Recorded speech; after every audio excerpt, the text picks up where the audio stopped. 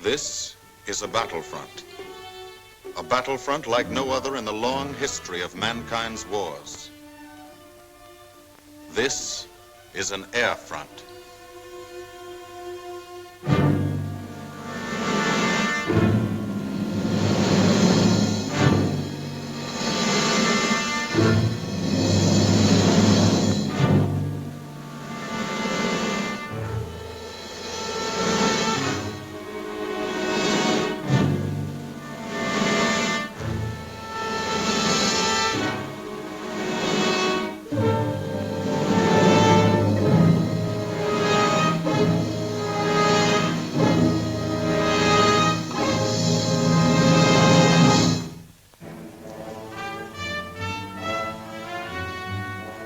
The working day begins, as it will end, with the ground crews, as much a part of the fortress as her wings. If you're a mechanic, you've got your own bomber. You get attached to it. But you know when your ship goes out on a mission, you may never see it again. So you do your work as well as it can be done, perfectly, because you wouldn't want anything to go wrong that would be your fault.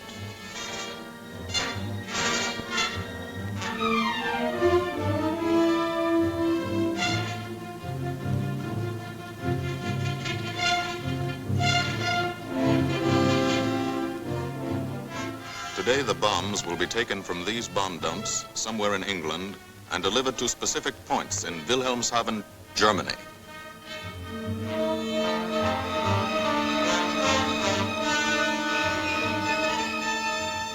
To deliver them is the job of the 8th Bomber Command, just a hauling job, yet one of the most difficult and complicated of military operations.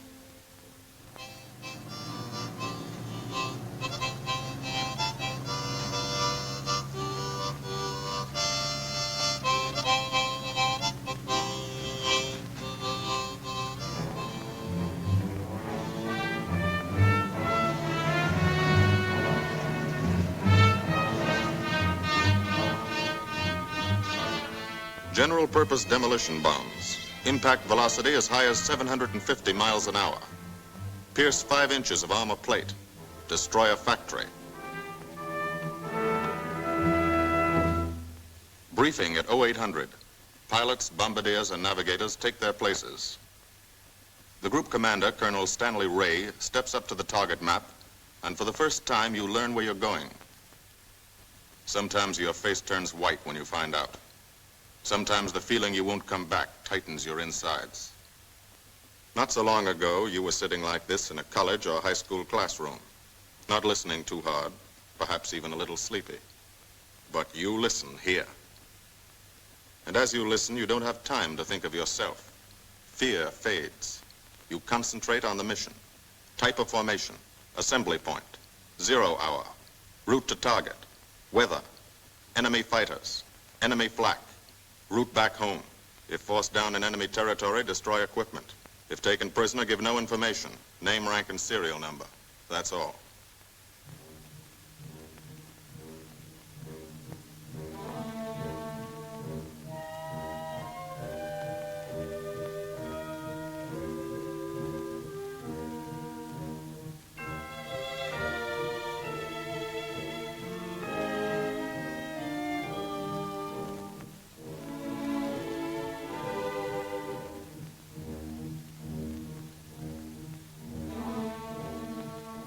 These are the passengers with one-way tickets.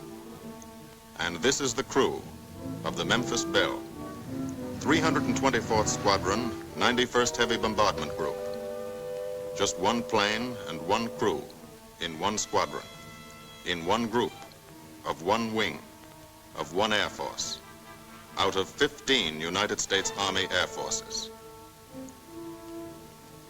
Well, fellas, we've never had an easy ride over there yet. And today won't be any different. No escort except unfriendly. So keep your eyes peeled. Don't get excited and yell when you're talking on the intercom. Save your ammunition and make your shots count. And let me know what goes on back there, Quinlan. Yes, sir. Stay on the ball, gang, and she'll bring us back like she's always done. Okay? Let's go.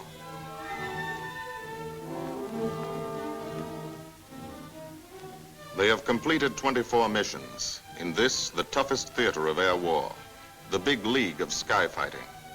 Their experience is priceless. And so, if the Memphis Belle comes back this afternoon, they will be sent to bring the vital lessons they have learned to thousands of air crew men in training at home. Home is America.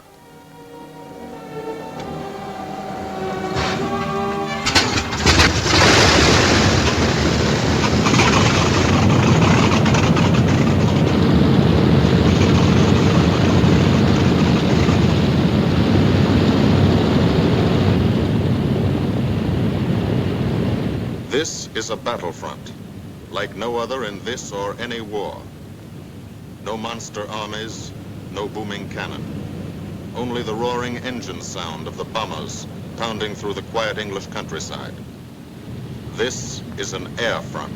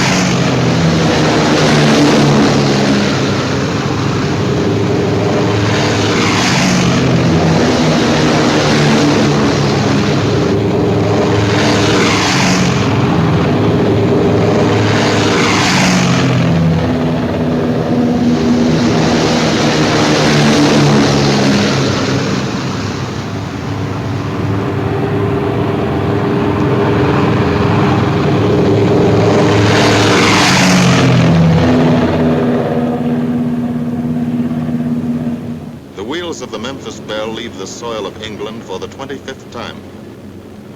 The friendly soil of England, with its ordered farms and rural hamlets, its country estates surrounded by formal gardens and well-kept parks. The England these Americans knew only from the classics they had to read in school. The England of the towns and cities, whose people have defended their island's freedom for over 1,000 years. But today, their countryside has changed. Today, their island has been converted into a gigantic bomber field, a super aircraft carrier anchored off the shores of Fortress Europe, with hangars and machine shops, with hundreds of dispersal points, perimeter tracks, and concrete runways. This is England in its 5th year of war. And this is the new battlefront, the air front, from which we seek out the enemy. Not his infantry or his artillery, not his panzer divisions, but the greater menace, the industrial heart of his nation, the foundation on which the Nazi Empire and its armies stand, the power behind the German lust for conquest. The steel mills and refineries, shipyards and submarine pens, factories and munitions plants, pinpoints on the map of Europe which mean rubber, guns, ball bearings, shells, engines, planes, tanks, targets. Targets to be destroyed. And these are the destroyers, each with a belly full of bombs, and 10 men like the crew of the Memphis Belle. Pilot Captain Robert Morgan, industrial engineer from Asheville, North Carolina. He's flown this ship across the Atlantic. The other pilot, Captain Jim Verinis, business administration student at the University of Connecticut. Radio operator and gunner, Sergeant Bob Hansen, construction worker from Spokane, Washington. Navigator, Captain Chuck Layton, chemistry student at Ohio Wesleyan. Engineer and top turret gunner, Sergeant Harold Locke from Green Bay, Wisconsin. Used to be a stevedore. Besides keeping the Belle in order, he covers the sky above. Tail gunner, Sergeant John Quinlan of Yonkers, New York. Clerked for a carpet company, but he quit December 8th, 1941. Ball turret gunner, Sergeant Cecil Scott. Pressman for a rubber company in Rahway, New Jersey. Pilot to crew, 10,000, put on oxygen. They're climbing higher now, 300 feet a minute. The strain on the planes and on the men is mounting. The rest of the crew, Bombardier Captain Vincent Evans, operated a fleet of trucks in Fort Worth, Texas. Waist gunners, on the right, Sergeant Bill Winchell, chemist for a paint company in Chicago. And on the left, Sergeant Tony Nastal, used to repair washing machines in Detroit when he was a kid. Now he's 19 and has 2 Nazi fighters, confirmed.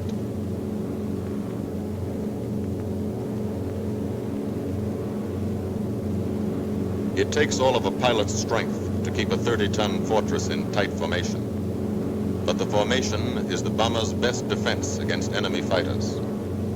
The planes are deployed to uncover every gun, stepped up and down, echelon to the right and left, arranged to overcome the danger of gunners firing into friendly ships, arranged so concentrated cones of fire from the caliber 50 machine guns cover the sky for 1,000 yards in every direction.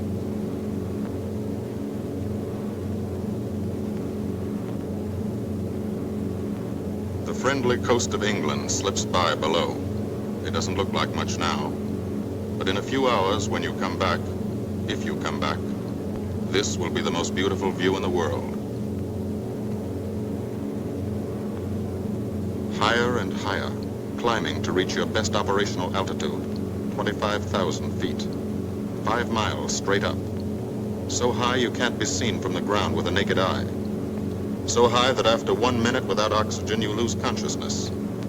After 20 minutes, you're dead.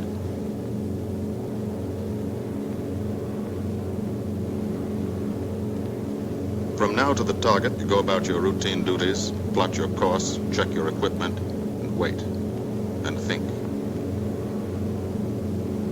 Higher and colder. Temperature 40 degrees, below zero. Take off your glove and you lose some fingers.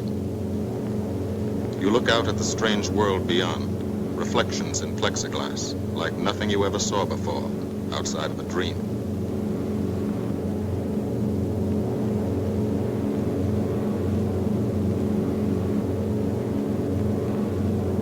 Higher and higher into the lifeless stratosphere, until the exhaust of the engines mixing with the cold, thin air condenses and streams the heavens with vapor trails.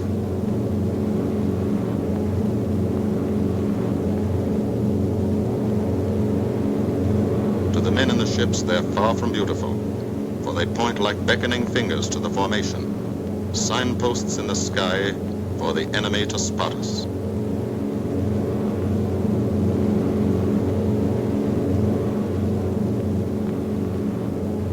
For these bombers to accomplish their mission, a plan is needed.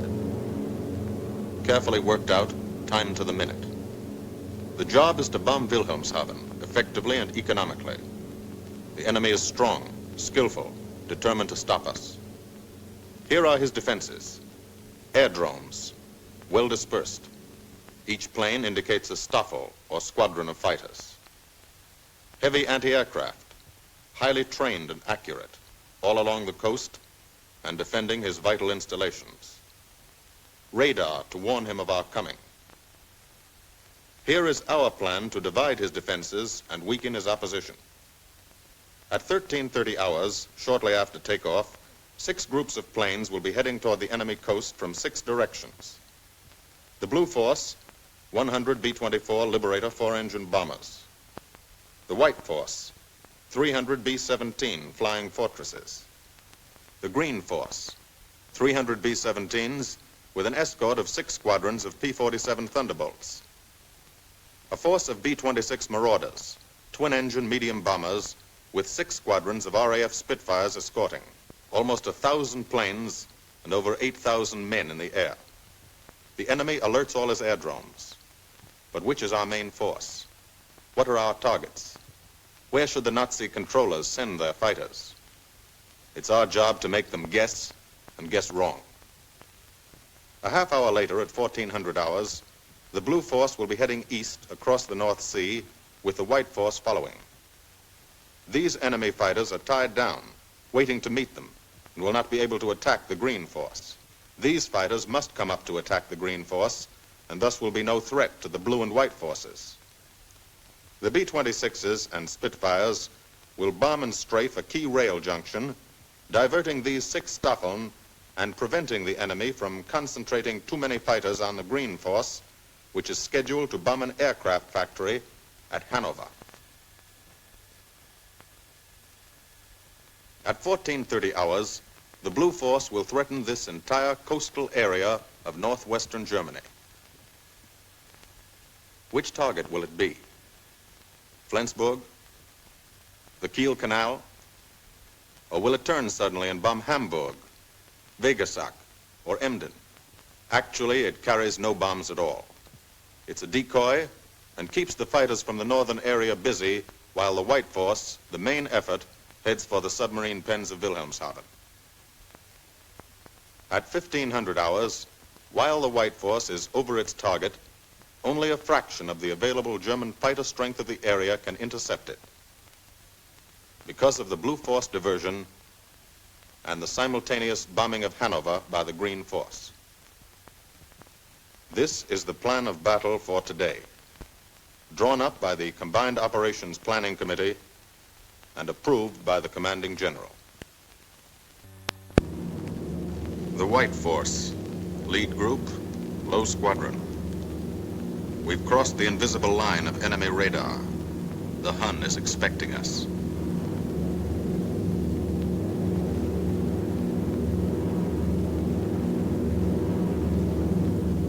Steel helmets go on. Watchful eyes strain. Tight formations are held tighter still. Tense gunners more alert because here it comes. The enemy coast. From up here, it looks the same as any other.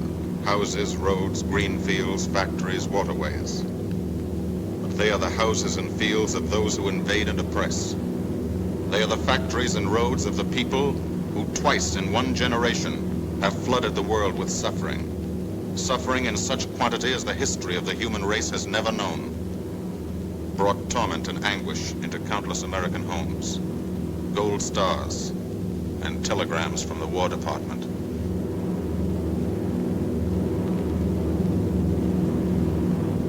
The first flak, just harmless-looking, silent puffs of smoke. Only each puff is a shell exploding, throwing shrapnel around the sky. Exactly the range, accurate flak by radio prediction. 5 miles down, Nazi anti-aircraft batteries have calculated the altitude, speed, and course. Where will the next one hit? You try not to be there.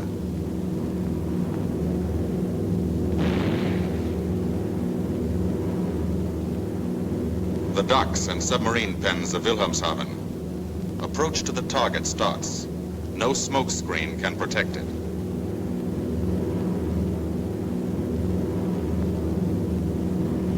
Now the enemy knows the path of your approach and walls that path with a flak barrage, but you fly right through it. Flak so thick you can get out and walk on it.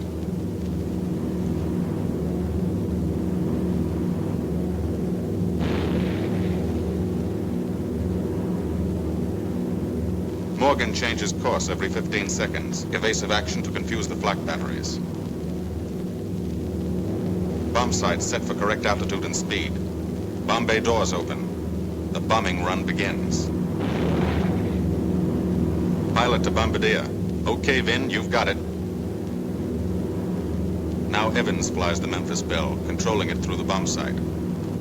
And now we are most vulnerable. Committed to our bombing run, we can't dodge flak or fighters. Here's the first.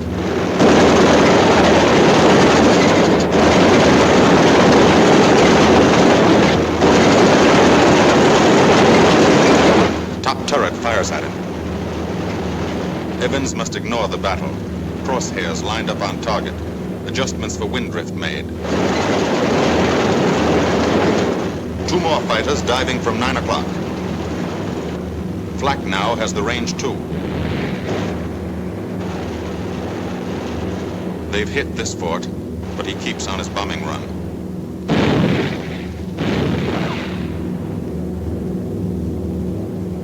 As lead bombardier, Evans's aim must be good. Every other ship in the group will drop its bombs when he drops his. Now 1 pointer on the bomb site moves toward another stationary pointer. The instant they touch, bombs will release.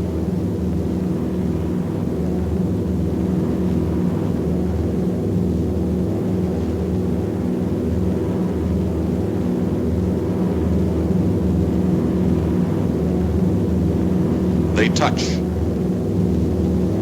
Bombs away.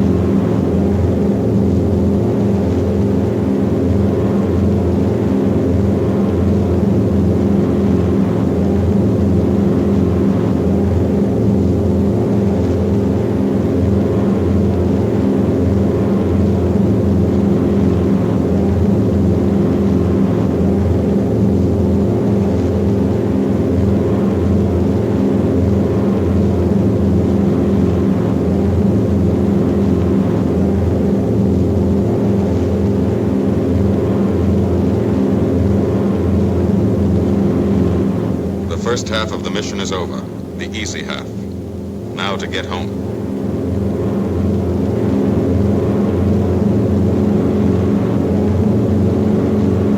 The flak stops. That means fighters out there somewhere. A staffer lurking behind that cloud, or hiding up in the sun where the glare blinds you, and you can't see them, waiting to dive down on you. Fighters at 6 o'clock. This is what a gunner sees. A speck in the sky. That's a fighter. And then a blink. That means he's firing at you. 2,300 rounds a minute.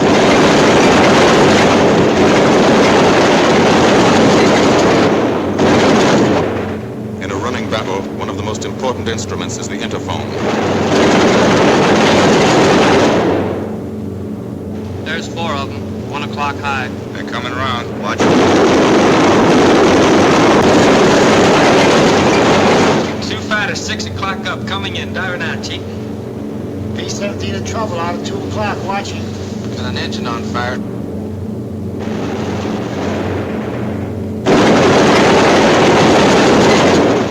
There's 2 more diving through the 94th. 3 planes, 9 o'clock, coming around. Keep your eye on them, boy. Coming around to 10. Watch them, Chuck. Keep your eyes open. Yeah. They're breaking 11, breaking 11. I got them. I got those see 2 at 2 o'clock. Watch them, Scotty. I got my sights on them. Check that B-17, Chuck, 3 o'clock. Motor's smoking. Fighters, 10:30, coming around. Those 10:30 upper or lower? In the sun.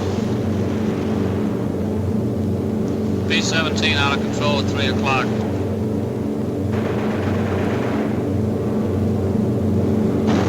Come on, you guys, get out of that plane. Bail out. There's one. He come out of the bomb bay. Yeah, I see him. There's a tail gunner coming out. Watch out for fighters. Keep your eye on them, Bill. See any parachutes, Quinlan? 2 parachutes open. Flag at 9 o'clock. 8 men still in that B-17. Come on, Get out of there. There's 3 more shoots. Flak, 11 o'clock. Fighters, 6 o'clock. ME-109 at 3 o'clock. Keep after him, Winchell. I see him. I'm on him. Come on, use me.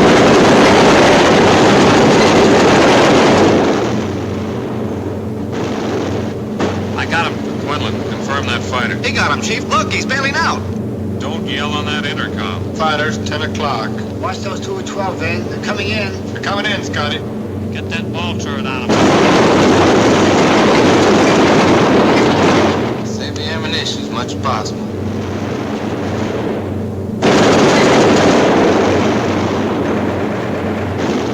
Watch that fighter coming in the 3 o'clock. He's coming in on a half roll. Pull her up, Chief. Pull her up. Hurry.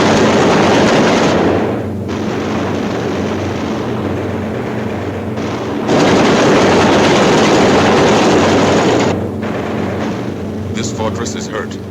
Engine on fire, losing airspeed and altitude, drifting into the flak, alone and helpless. A straggler. In a minute, Nazi fighters will swarm in like buzzards for the kill. You can watch, but you can't go down to help.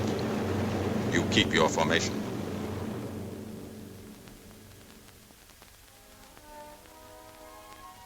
Here, too, the mission is being flown. None the less real for being in the minds and hearts of these men behind. Ask anybody who's been to a field in England, or anywhere else our bombers are based, and he'll tell you that there's drama here, too. Waiting to see who's coming back. To watch them, you might not realize how tense these ground crews are. But they are tense, and plenty worried.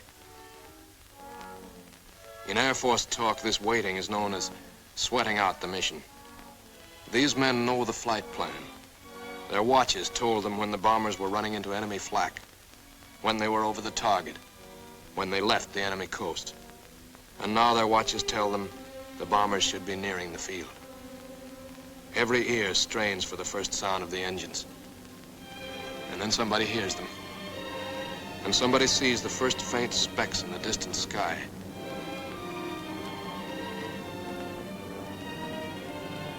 Every face turns to see and count. The watchers try to read the numbers on the ships. These planes have priority to land first. The colored flares mean wounded aboard. In the hospital window, these watching men know what that means. They know what it feels like to lie on a bouncing fortress floor for hundreds of miles through the frozen stratosphere, in great pain, with the other men in your crew fighting to keep you alive until they hit the field. The field. Home. It'll be okay then, because there'll be medical care, the best, as soon as the wheels of your plane stop rolling.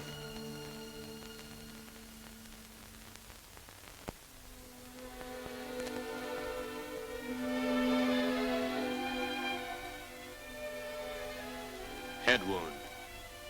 Concussion.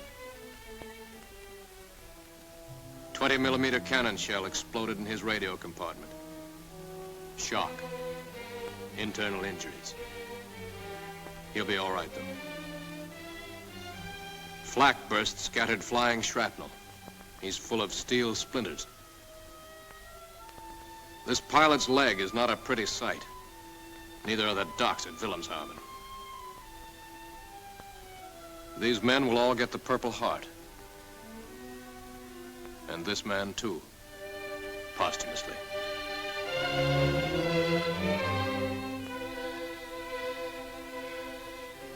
A transfusion right in the plane. This gunner's too weak to be moved. The new life-giving blood flowing into his veins might be the blood of a high school girl in Des Moines, a miner in Alabama, a movie star in Hollywood, or it might be your blood. Whosever it is, thanks. 36 planes left this field this morning. Now 6 more arrived. That makes 20 home. And this one's 21. More wounded aboard.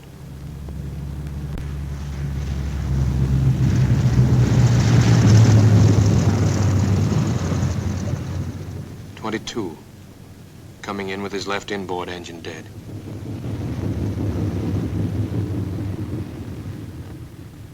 23, with a feathered prop on his left outboard engine. 24, Southern Comfort, with a chunk of tail gone. 25, they flew home on their luck. 26. Not a scratch. The control tower learns that 2 more landed at a British field to the south. 1 a crash landing, crew safe. That makes 28.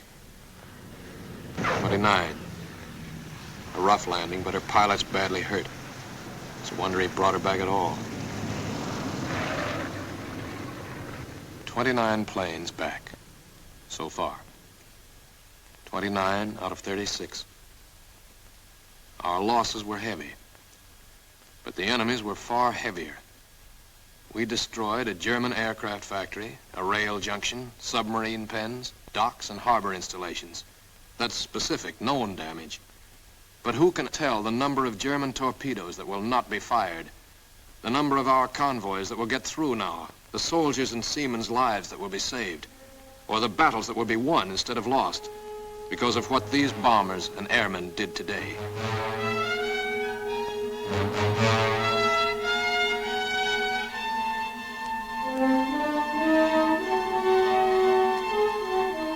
Pilot and tail gunner. They can laugh now. Fire on the inboard engine did this. Flames streaked back and burned the stabilizer, too. Another crew luck brought back.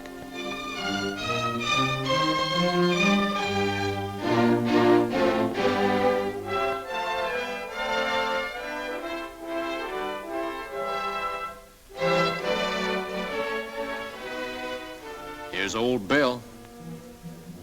A pretty good airplane when it took off.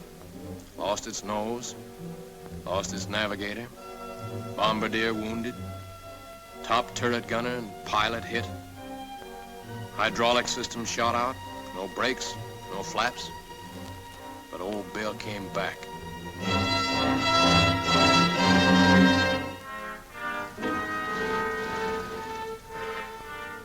Now, among the returned crew members, talk flows like a river, talking out every detail of the mission. These are the faces of combat, faces of Americans who have watched their comrades die, faces that can never forget the enemy, and they're in no mood to have their picture taken.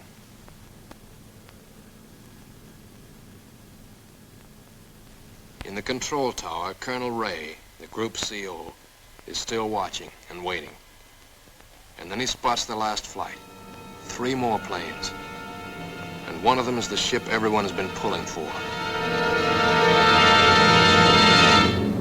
The Memphis Belle. The last few miles of this trip have been a joyride. The strain is over. They can leave their guns now. Now they know they're going to go home. To Spokane, Green Bay, Asheville, Detroit, Chicago, Fort Worth, and Yonkers.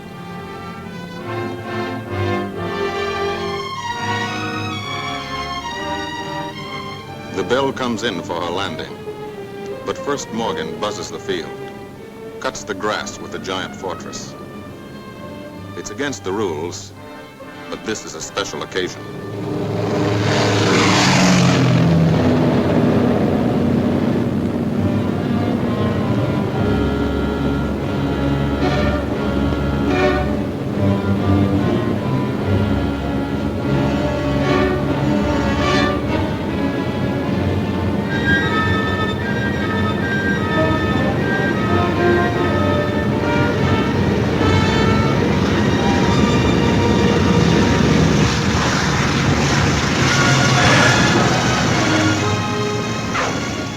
Of the Memphis Belle come back to the soil of England for the 25th time.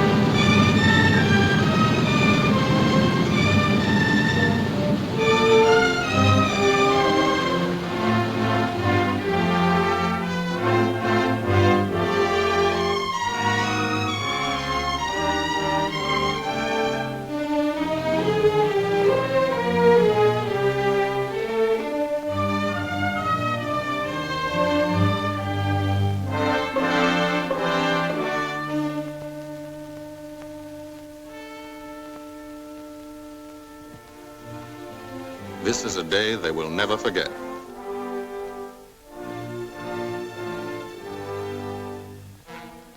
Another great day soon after, Brigadier General Hansel visited the field and presented the Distinguished Flying Cross to every member of the crew.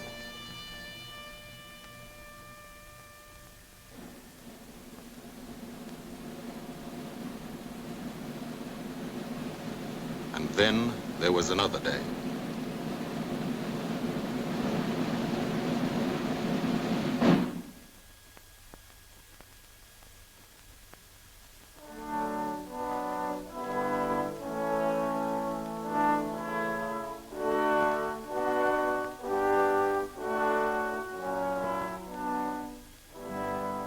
Their Majesties, the King and Queen of England.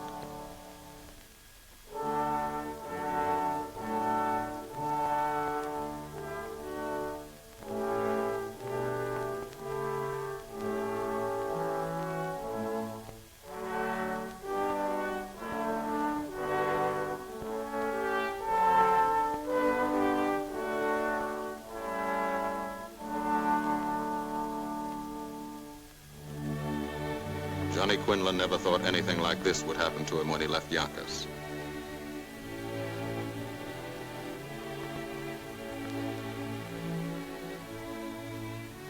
The ground crew were a little self-conscious about being dressed in fatigues, but the Queen thought they were very nice.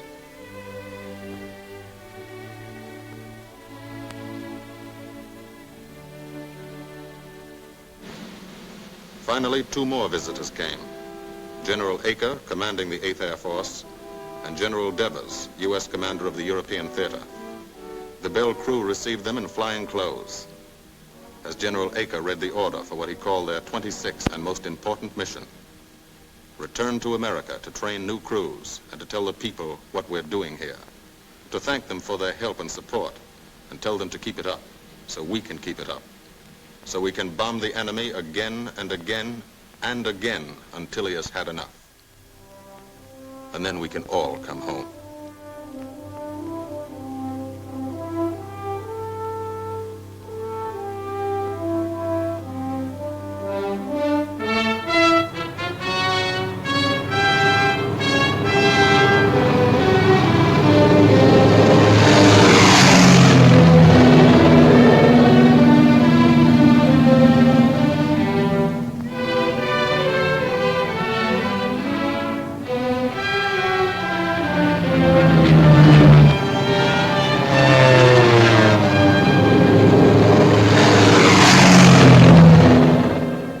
The 8th Air Force, who are now flying deep into Germany, bringing destruction to targets almost 1,000 miles from their bases.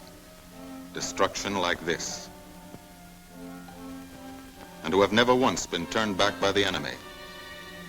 To those men, this film is gratefully dedicated.